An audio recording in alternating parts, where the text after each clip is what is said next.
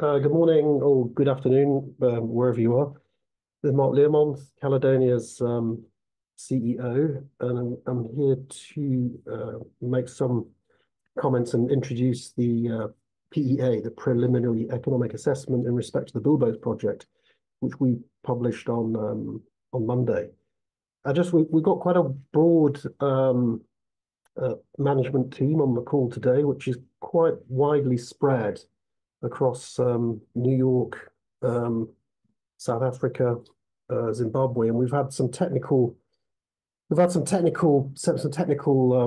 of problems. So if it's okay with you, and it might seem quite rude, we're not going to be sharing video on video, so you won't be able to see us because we found that was sort of impairing the audio quality. So I'm sorry about that.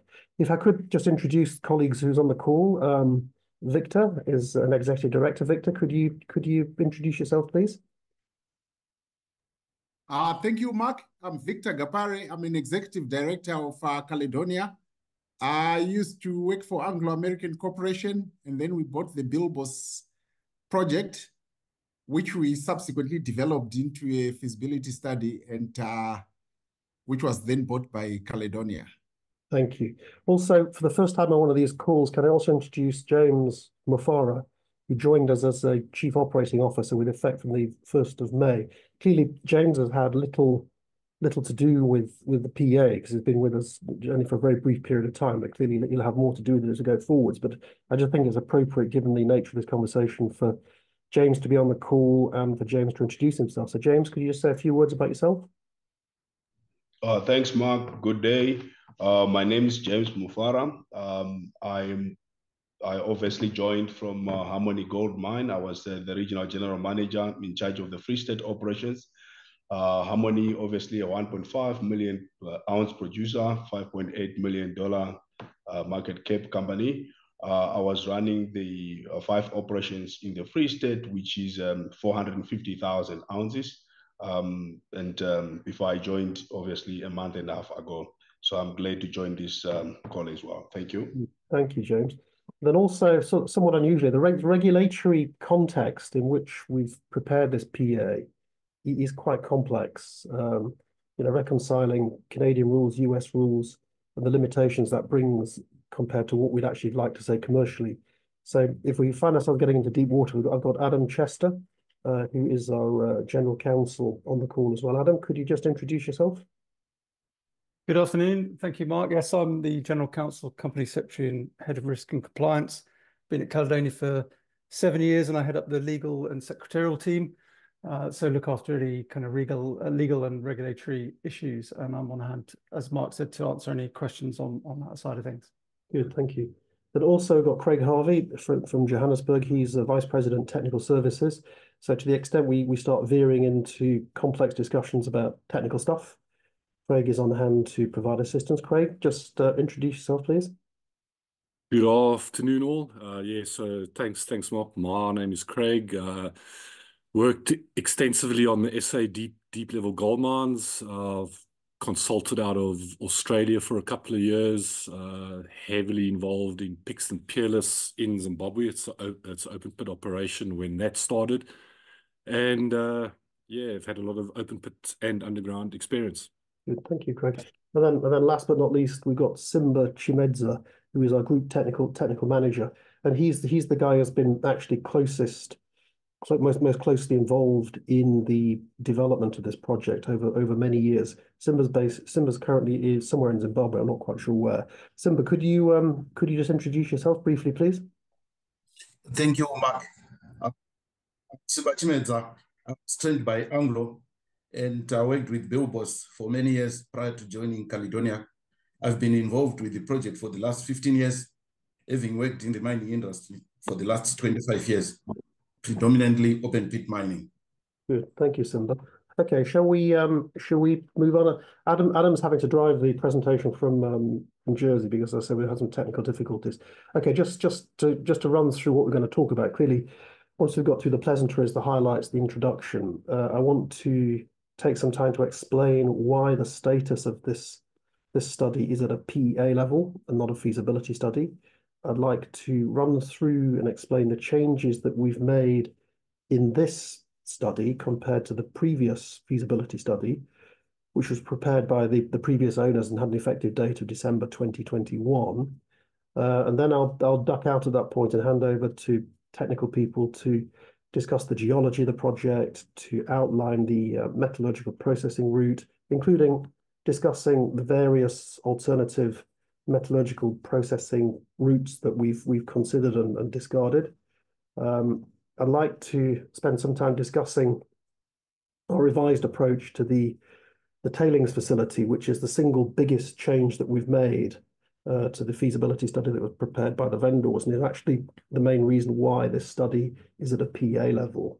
And then finally, to demonstrate the sensitivity of this project to a higher gold price and a lower discount rate. And then finally, because I think people might get sort of quite concerned about this, is just briefly reassure people as to the ESG status of this project, which is fully permitted. It's something that we in Zimbabwe and South Africa and the UK sort of take for granted, but I am aware that once you start, if you're approaching this with a US perspective, permitting is a big issue. I just want to reassure people that it is fully permitted. Okay, so Adam, if you could just move on to the next page. We're just running a little video just to give people.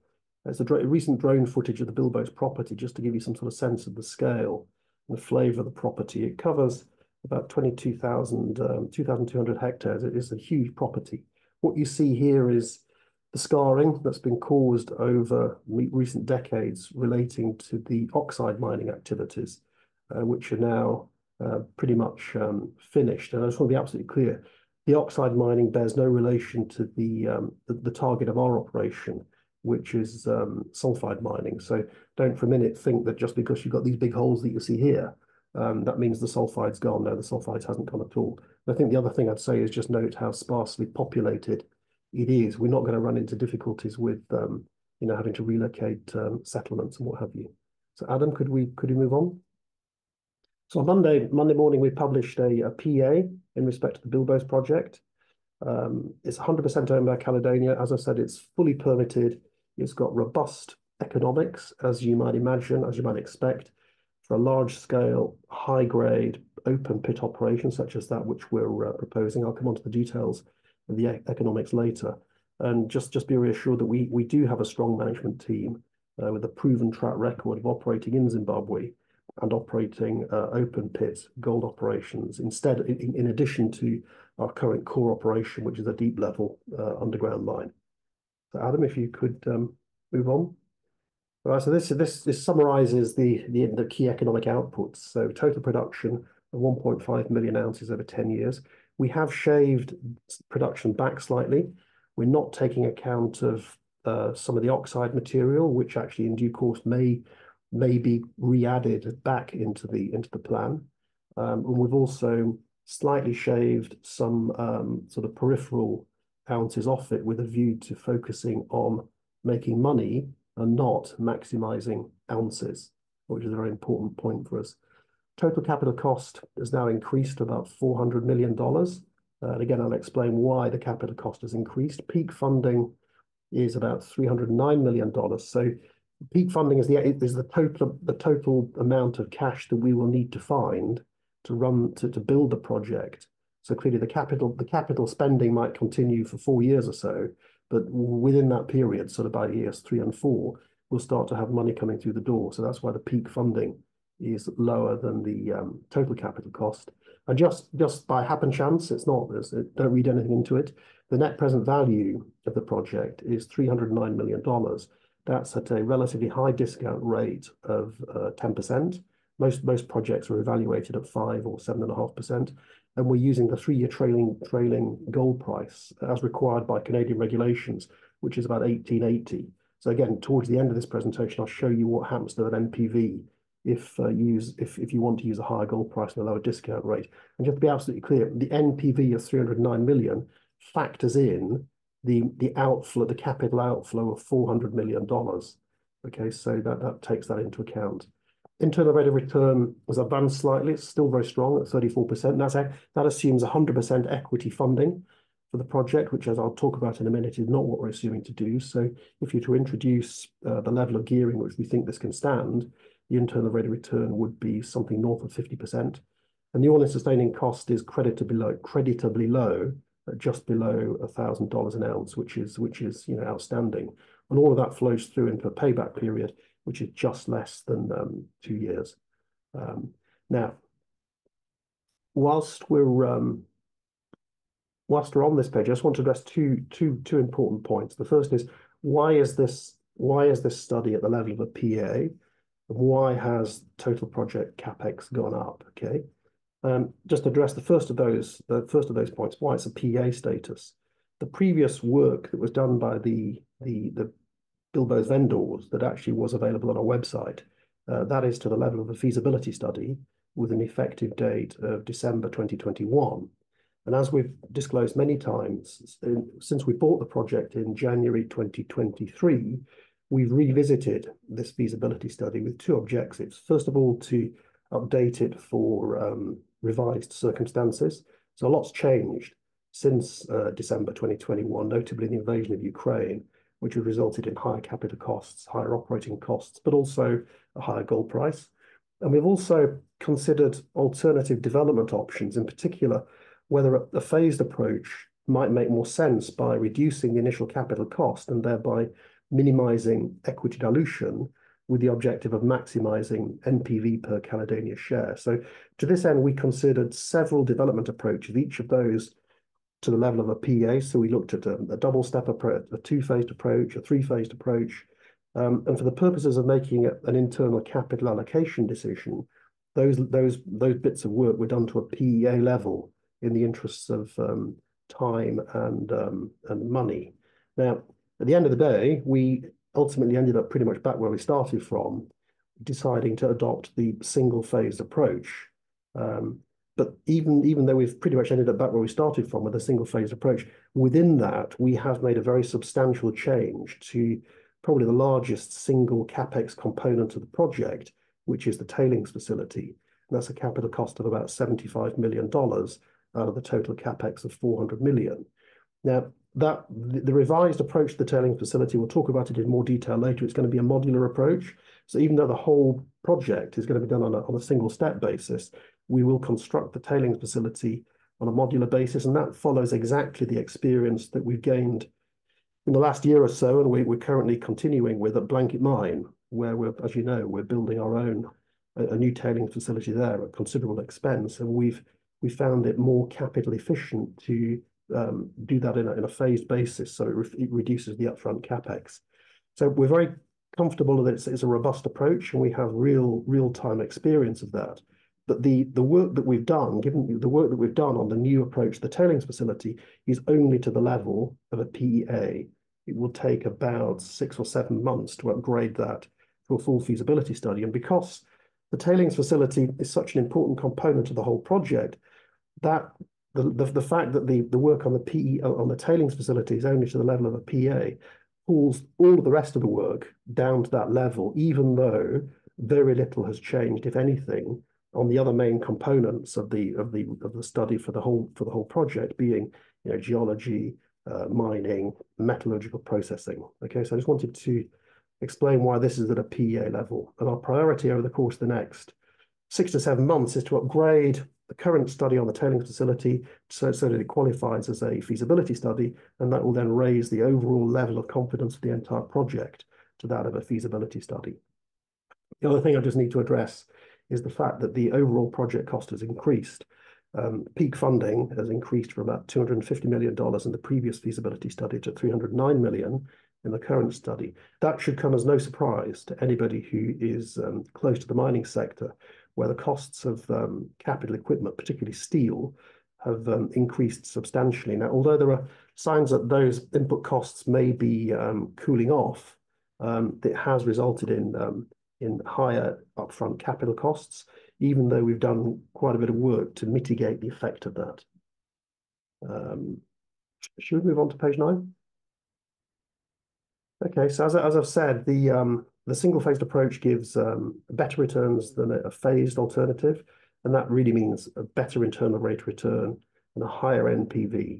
Now, that effect is amplified by our assessment that the single-phased approach should be able to support a higher proportion of debt than the phased approaches. And this further enhances the return to equity. So over the next 6 to 9 months, we'll be in parallel with the work that we're doing to upgrade the PEA to a feasibility study.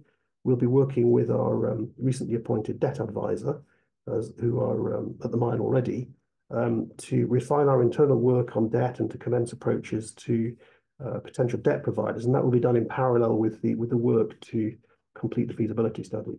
But in general terms, the project economics, notwithstanding the increase in capital costs, have improved somewhat. The project internal rate of return has improved very slightly, and it's now a very robust 34%. Shall we move on to page 10? Okay, what we do on this page is that we summarize the changes that we've made to the single-step approach as set out in the feasibility study with an effective date of December 2021. What have we changed between where we were then and where we are today? And as I've said, by far the biggest change relates to the tailings facility, which we'll discuss in more detail later. But we estimate that had we not made the change that we're proposing to make to the tailings facility, the total capex would have been about $25 million higher. So we've made quite a significant change there. Of a much smaller order of magnitude, we've revised pit designs to reduce upfront capital. We've looked closely at the cost of process plant and infrastructure, particularly where we're going to source it from.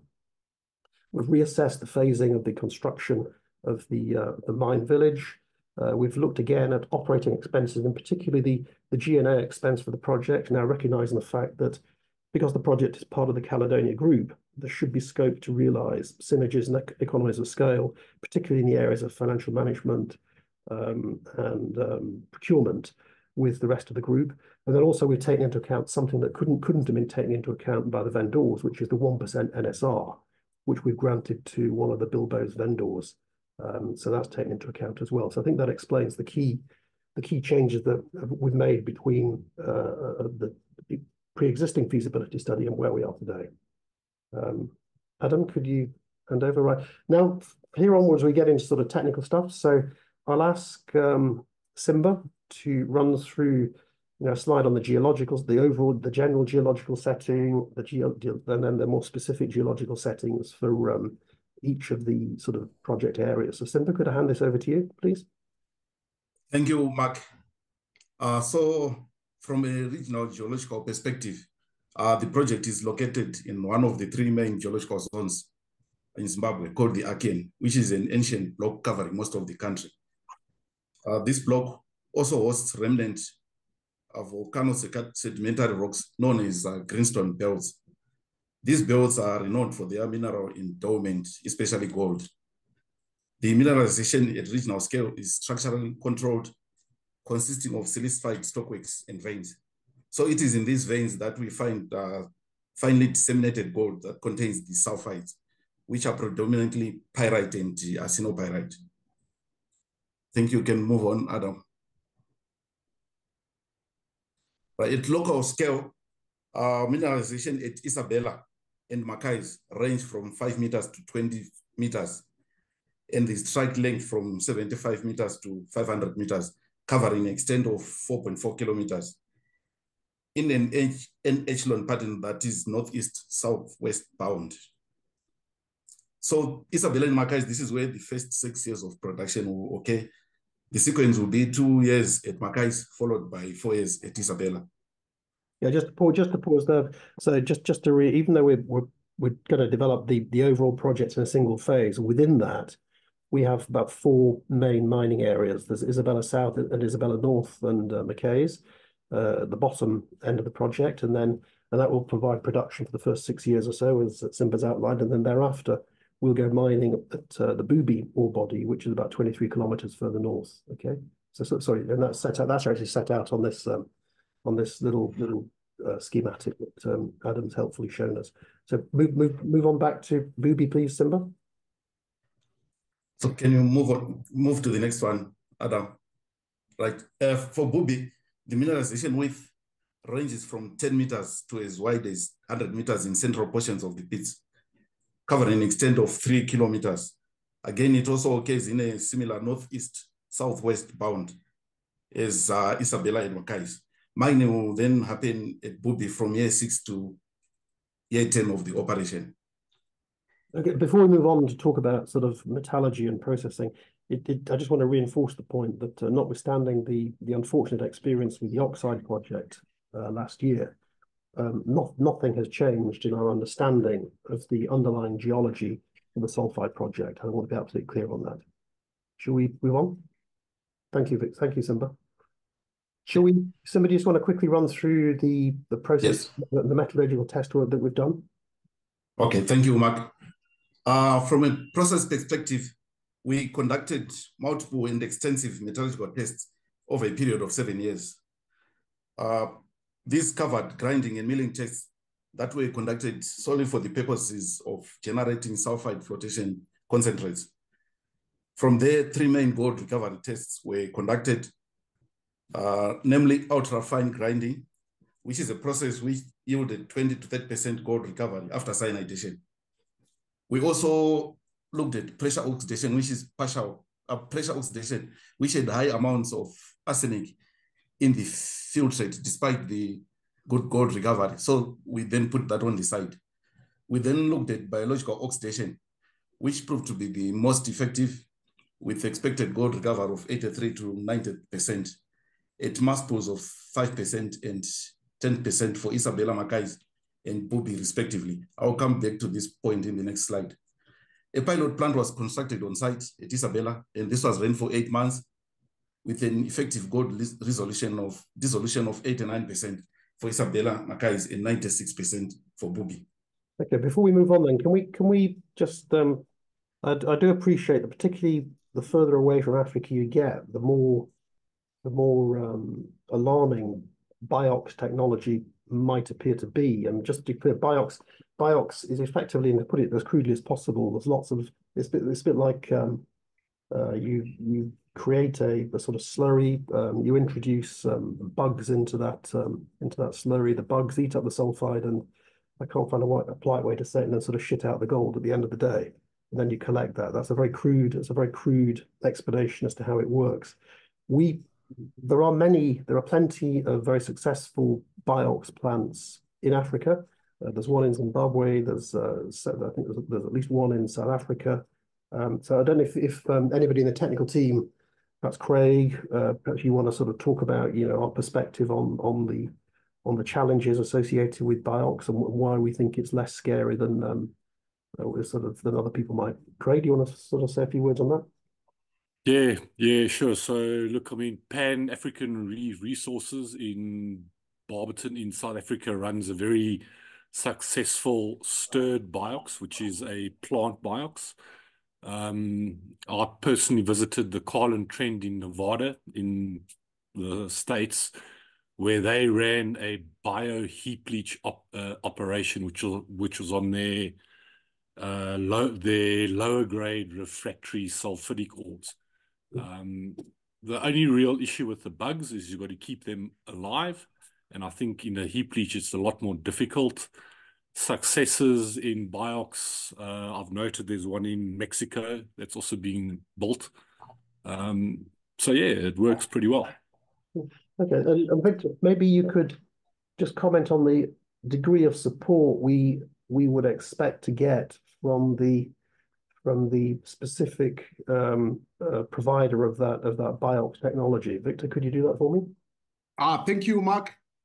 Basically, the agreement we would have with the supplier of the BIOX technology is that when we start, we will send our team to other BIOX operations throughout the world so that they get trained properly. We've already had this before. When we're running the pilot plant, we send our team to Barberton, to Pan-African Resources operation, and we're able to learn a lot from them.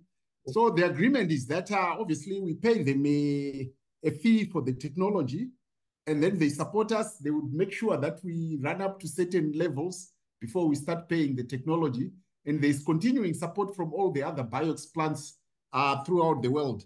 We are also in a situation where I think it's every 2 years, there's a BIOX users conference somewhere at a BIOX plant somewhere.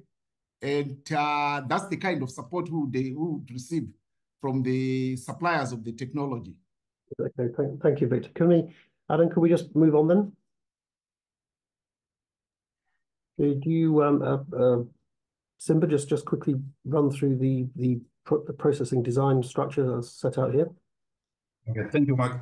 On the plant design, the plant will be designed to process 2.88 million tons per annum for the first years at Isabella and Mackays. And then from year 6 to year 10, 2.16 million tons per annum from Bobby.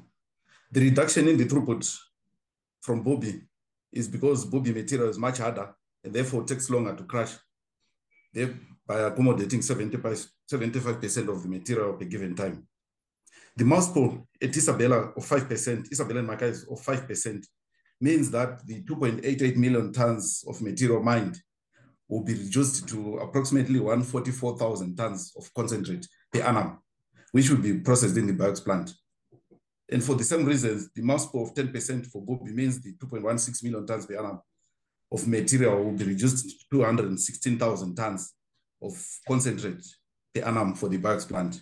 Okay, can we just pause there for 1 second, Jackson? Thank you. Just pause there. Now we're proceeding on this project on the basis that it's Bilboes alone. It's possible, as you know, we've started exploration work at Motapa already. It's possible that, you know, over the course of the next, let's say, a 2-year building phase of Bilboes, and then the first 6 years when we're cheerfully mining the Isabella South, Isabella North, and Mackays. During that period, it's quite possible that we will find attractive material closer to the metallurgical plant than Bilboes, and therefore bring that material in from Motapa and displace Booby and push Booby, you know, down out at several years. That would be quite a significant benefit to the project. But clearly, you know, we can't talk about that. We don't know what it is yet because we've not found sufficient material at Motapa. But that's one of the ways in which this project could evolve substantially to our benefit. Sorry to interrupt you. Can you continue again, Simba? Oh, thank you, Mark. So the process plant will essentially comprise of 7 main areas. Firstly, the comminution, which is your crushing and milling, and then the flotation, which is where the recovery of the gold-bearing sulfides into concentrates takes place. And then from there, we've got the BIOX, where the sulfides are broken down by bacteria under high temperatures and very acidic conditions to liberate the gold. The CIL, carbon and leach, for the recovery of the gold from the BIOX plant onto carbon. Carbon treatment will essentially ensure that the gold is recovered from carbon for electrowinning and smelting. Then the tailings storage facility, that's for the disposal of neutralized tailings from the filtration and BIOX processes. Okay. I will try to go through this again in the next slide because there's a process flow diagram. Sorry, Simba. I don't suggest that you talk through that slide in any great detail. It is available. It's just lifted straight from the PEA.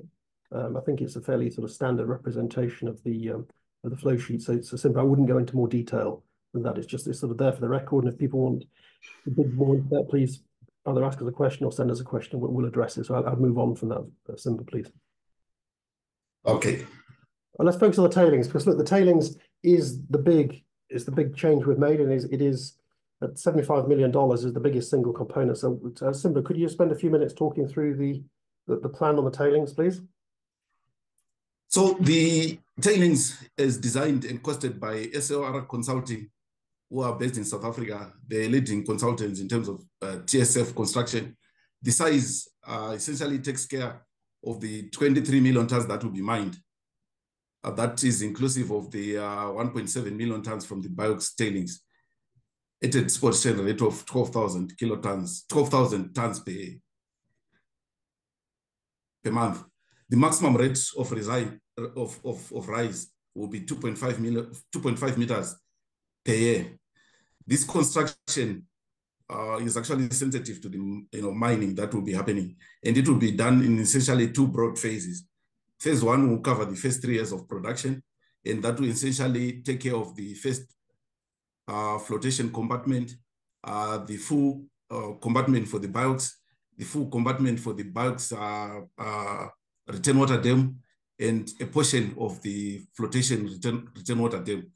And then phase 2 will then finish off the remainder of the flotation compartment, as well as the flotation return water dam. That will be done in phase 2. Then phase 3 will ensure that we build up to design capacity in terms of deposition. This TSF will be aligned to industry-based practice, which is the GISTM and the SANS and UNCODE, which essentially governs the hazard nature of the tailings storage facility. Good. Okay, thank you. Thank you, Simba. Could we move on? Well, I wouldn't dwell on this. This just simply reinforces the point. That's the project area. You can see the bottom left hand corner. You've got the initial mining sites being Isabella South, Isabella North, and McKay's, and then you've got Booby to the top right hand side. There's really not. It's not big enough to talk in too much detail, but that just gives you a sense of perspective. So I think we should move on from that. I really find out. I just want to leave you with last but by no means least, what this means in terms of value uplift. We've used 1884 as the gold price for assessing this, which is the 3-year trailing average. We've used a 10% discount rate, which gives an NPV of 309 million. But you can see if you use anything close to the current gold price, something between $2,200 and $2,400, and if you're comfortable using a lower discount rate, this thing easily goes up to from $500 million NPV. If you're comfortable at 2,600, you're approaching $1 billion. So let's be in no doubt of the size of this opportunity that we face. It really is, and we've always said it's a transaction and an opportunity which will make this company, and this PEA reinforces that. So I think that brings us to the end of the presentation. Is that correct? Oh no, yeah. Just to put some, just to put this in context. It's just a few slides here to show you how this project stacks up against similar projects in Africa. So what we're showing here is the recovered grade compared to other projects. You can see the recovered grade of 2 grams a ton. It is significantly better than other African projects. Move on. This shows the price we paid for it in terms of dollars per ounce, and you can see an acquisition cost of $33 an ounce. It is, whilst it's not the cheapest, it is certainly helpfully towards the left-hand side of the scale. So we got the deal at a good price. And then next one. And finally, this isn't, in our minds, this isn't an issue, but we're just addressing it in case other people are concerned about it. We have all of the environmental and social permitting requirements, and an environmental and social impact assessment was completed and was approved. And this project, subject to funding now, is ready to go. So we don't need anything else to get this project going. I think that's finished. But no, we're not finished. We're not finished. Oh, there. So look, there we are. It's a single phase development, NPV $309 million at a relatively pedestrian discount rate and a relatively pedestrian gold price. We expect to upgrade that PEA to a feasibility study in the first half of 2025. In conjunction with developing funding solutions. Because whilst we're doing the upgrade in the PEA in parallel with the funding, don't for a minute think that they will necessarily be coterminous. Obviously, we're in the hands of funders as to how quickly they can get through their own credit purposes. So they may well take some longer than it takes us to do the feasibility study. But as I say, we're kind of in the hands on that. And a very short payback period again at this pedestrian gold price. So I think with that we're finished, aren't we? Yes, we are finished.